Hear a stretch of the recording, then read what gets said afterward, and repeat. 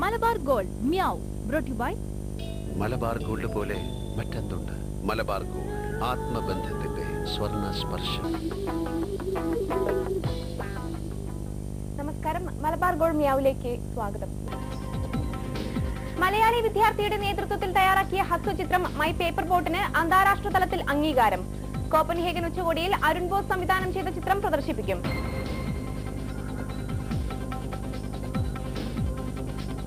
മലയാളത്തിൽ നായികാനിരയിലേക്ക് പ്രതീക്ഷയോടെ മൈഥിലി. പാലേരിയിലെ മാണിക്യമായി താരത്തിന്റെ ശ്രദ്ധേയ അഭിനയം. നടൻ വിനീത് കുമാർ ആദ്യമായി സംവിധാനം ചെയ്ത സംഗീത ആൽബം മഴ പുറത്തിറങ്ങി.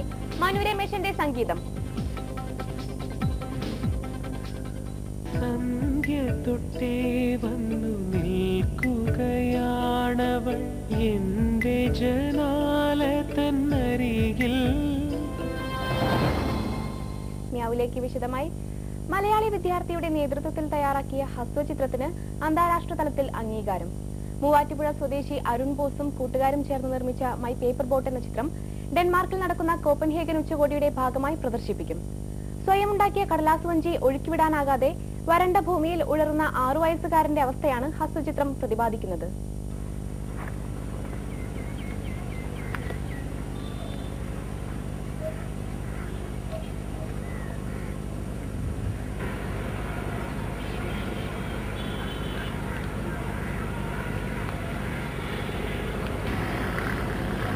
മൂവാറ്റുപുഴ സ്വദേശിയായ അരുൺ ബോസിനും കൂട്ടുകാർക്കും ഇത് അഭിമാന മുഹൂർത്തം.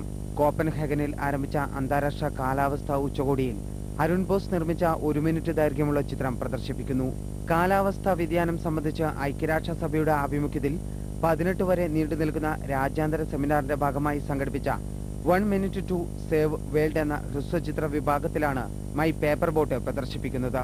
വരണ്ടു കിടക്കുന്ന ഭൂമിയിൽ ഒരു കുട്ടി താനുണ്ടാക്കിയ കടലാസ് വഞ്ചി നൂൽ കെട്ടി വലിച്ചു കൊണ്ടുപോകുന്നതാണ് മൈ പേപ്പർ ബോട്ട് ചിത്രീകരിച്ചത്. ഞങ്ങൾ പറയാൻ ഉദ്ദേശിക്കുന്ന ഒരുതരം ഗതികേട്, എന്താ പറയാ, ഒരു കൊച്ചുകുട്ടി, നമ്മളെല്ലാം കുട്ടിക്കാലത്ത് പേപ്പർ ബോട്ട് വെച്ച് കളിച്ചിട്ടുണ്ട്. ഒരു വെള്ളമില്ലാത്ത ഒരവസ്ഥ, അങ്ങനെയുള്ള ഒരു വിണ്ട് കീറി കിടക്കുന്ന ഭൂമിയിലൂടെ കടലാസ് തോണിയെ കെട്ടി വലിക്കേണ്ടി വരുന്ന ഒരു ഗതികേട് ഒരു കൊച്ചിന്, അതിനെപ്പറ്റിയാണ് പറയുന്നത്. പ്രതികൂല കാലാവസ്ഥകളിൽ വാസസ്ഥാനങ്ങൾ ഒഴിഞ്ഞു പോകേണ്ടി വരുന്ന ജനസഞ്ചയത്തിനുള്ള മുന്നറിയിപ്പ് കൂടിയാണ് ഈ ചിത്രം.